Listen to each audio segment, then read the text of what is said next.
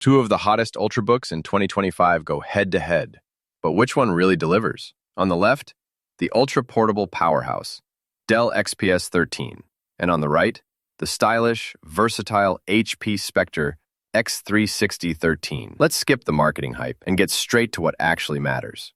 We'll score each category, and at the end, you'll know exactly who takes the crown. The result just might surprise you. Okay, before we get too carried away, let's pull up the mind map so you and I are on the same page. We're comparing these in, let's see, price and value, performance, battery life, display, design and build, ports and connectivity, and input devices. The key stuff, honestly.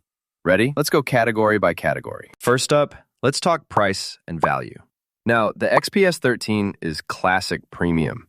Like, you pick it up and you get that, oh, this feels expensive vibe. The resale value is great too. But Dell does want a bit more for upgrades, so not for budget shoppers. Then you check out the Spectre x360 13, and honestly, it's just better value overall.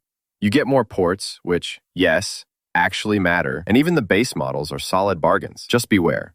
If you start customizing with Touch OLED or fancy stuff, things do get pricey. Still, overall, Spectre x360 13 takes the win here for value. Now, performance. XPS 13's got this Snapdragon X Elite option, and seriously, the AI performance is impressive for 2025. It's super efficient for all your productivity needs. But a disclaimer, if you rely on niche Windows apps, let's just say ARM compatibility can throw you a curveball.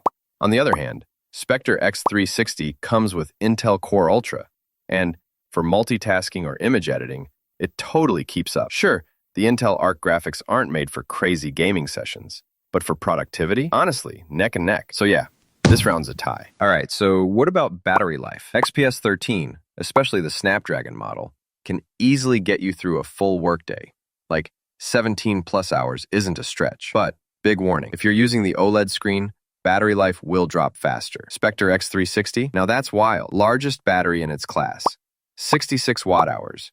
And they've done some magic here because even with OLED, it can last 18-ish hours looping video. Workday longevity is real. Downside though, heavy workloads on OLED will chew through that reserve too. But overall, Spectre takes this one for sheer endurance. Wait, pause. Did you know? The Spectre x360's display isn't just high-res. It actually switches between 60 Hz and 120 Hz, depending on what you're doing. Crazy smooth for scrolling or watching video. Display time! XPS 13 gives you this super bright panel, slim infinity edge bezels, and if you opt for OLED, Dolby Vision HDR pops. But you don't get touch on all models, and OLED's an upgrade. Spectre x360, meanwhile, throws in touch and stylus as standard features. Rocks IMAX enhanced HDR, and oh, and here's something cool. 120 Hz adaptive refresh and a 3:2 aspect ratio for more usable space. Resolution's even higher. Downside, glossy finish, so you might battle some glare. But yeah, Spectre x360 13, hands down, wins the display battle. Design and build. Now this is where Dell flexes.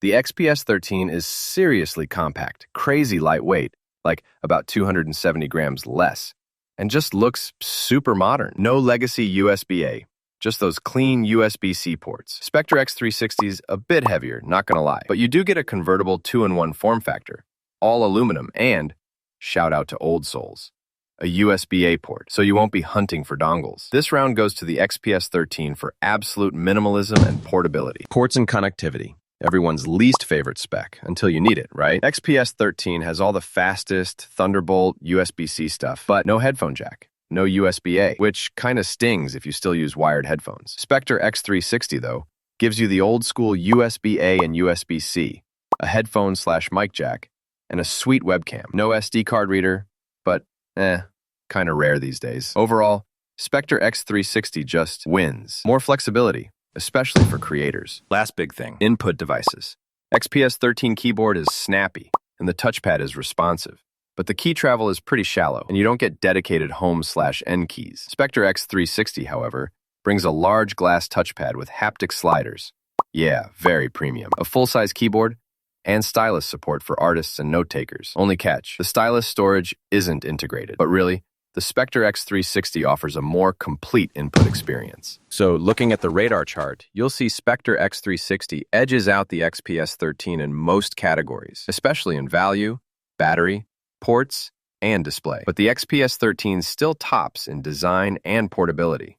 Both show up strong on performance, so it honestly depends on your needs. If you want versatility and the best bang for your buck in 2025, Spectre x360 13 is your pick. But if you're chasing after that featherweight form and straight-up aesthetic, XPS 13 is still the ultra-portable king. Overall, Spectre x360 is going to make most users happier, especially if you're into creative work, need a tablet mode, or just love options. Like this deep dive? Hit save to keep it in your pocket for next time you're shopping. Compare smart. Upgrade smart.